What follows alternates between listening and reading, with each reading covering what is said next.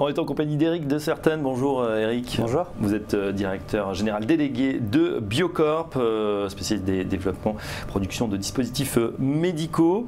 Et vous venez d'annoncer des résultats fin du premier semestre. Voilà, exercice décalé. Fin du premier semestre, c'est plutôt encourageant. Oui, c'est encourageant. Donc c'est en ligne avec nos attentes. Donc on est sur en tout cas une belle visibilité de Biocorp sur nos différents métiers qui sont les dispositifs médicaux non connectés et sur les dispositifs médicaux connectés. Donc voilà, avec un plan de croissance et un plan de charge qui sont en ligne avec nos attentes et on attend des perspectives plutôt encourageantes sur le deuxième semestre. Alors justement, on va en regarder un petit peu ces perspectives pour ce deuxième semestre. Est-ce qu'il y a de nouveaux dispositifs, de nouvelles innovations qui sont dans les tuyaux là, qui vont sortir prochainement? Alors on a déjà beaucoup investi nous en R&D parce qu'on investit quasiment 2 millions d'euros par an en R&D, ce qui est assez colossal pour une société de notre taille de 50 personnes. Donc on a une plateforme de produits qui est aujourd'hui relativement large et vraiment sur le deuxième semestre et sur le prochain exercice, c'est l'arrivée des premiers contrats industriels avec des laboratoires pharmaceutiques sur cette plateforme de produits qui est aujourd'hui assez mature. Voilà. On avait parlé justement la dernière fois que vous étiez passé de ces stylos injecteurs connectés, des capteurs intelligents, la progression et vous respectez le plan de marche, vous nous avez dit effectivement de grandes ambitions. L'idée c'est quand même d'aller persuader les utilisateurs via les cliniques, les grands labos. Est-ce que ça continue? Est-ce que ça prend? Oui, tout à fait. Alors c'est un bon point. Les labos restent nos clients principaux parce que c'est eux qui ont un accès aux patients et aux médecins qui est très large. On voit aussi des nouveaux business arriver et vous parliez tout à l'heure d'Alibaba, c'est assez intéressant les approches de ces grands players qui s'intéressent aussi à la santé avec aussi notamment aux États-Unis les payeurs, les mutuelles privées qui sont extrêmement intéressés à distribuer potentiellement à leurs assurés des dispositifs connectés pour être sûr qu'ils prennent bien leur traitement et lutter contre la mauvaise observance, savoir la mauvaise prise du traitement par le patient qui est extrêmement coûteuse. Ouais, c'est ça, on peut avoir le bon diagnostic. Si le patient in fine ne se traite pas ou pas correctement, c'est vrai que ça n'a aucun effet. Tiens, justement un mot, vous l'avez évoqué, Alibaba qui a de grandes ambitions, 15 milliards de dollars, ça fait 13 milliards d'euros qui vont être investis dans les prochaines années par le géant du commerce électronique chinois et puis bien d'autres choses. Est-ce que c'est un concurrent ou pour l'instant vous ne prospectez pas la zone Asie?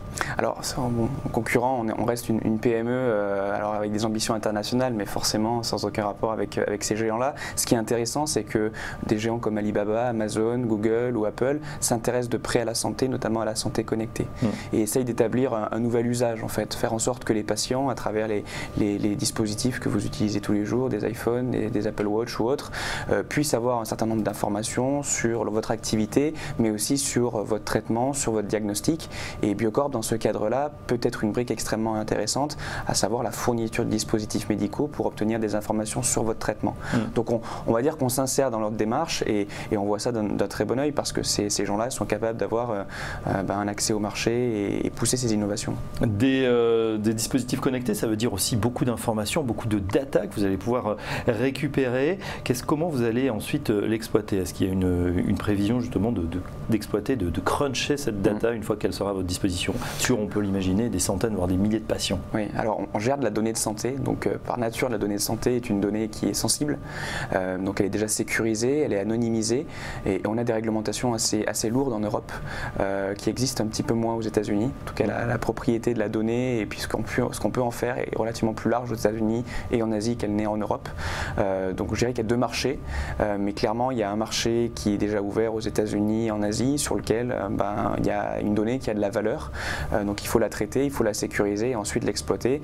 Et parmi des gens qui peuvent l'exploiter, on peut faire appel à des Google ou à des groupements assurantiels qui souhaiteraient cette donnée pour savoir si le patient est bien observant, s'il prend bien son traitement et en fonction de ça, est-ce que je pourrais adapter ma prime d'assurance ou mon remboursement par rapport à cette bonne ou mauvaise observance. C'est des choses que vous faites déjà, partager ces données. On sait qu'évidemment il faut que ça soit validé, mais il y a déjà des dispositifs pour partager et analyser ces données. Oui, ça fait vraiment partie d'un axe de développement très fort de Biocorp. Premier axe de développement, c'est bien sûr vendre nos dispositifs au plus grand nombre de laboratoires pharmaceutiques. Le deuxième volet est vraiment l'exploitation de cette donnée, notamment aux États-Unis où on avance très bien dans cette direction. Un mot justement de ces chiffres que vous venez de sortir, Éric de Certaine. par rapport à tous ceux qui vous écoutent, qui investissent, qui s'intéressent à la valeur. En résumé, justement, quels sont les principaux chiffres annoncés? Donc aujourd'hui, on est sur une base de chiffre d'affaires d'environ 1 million d'euros au premier semestre, donc qui s'explique par rapport à l'année dernière un petit repli, principalement par des facturations qui sont arrivées l'année dernière au premier semestre et qui arriveront au deuxième semestre de cette année.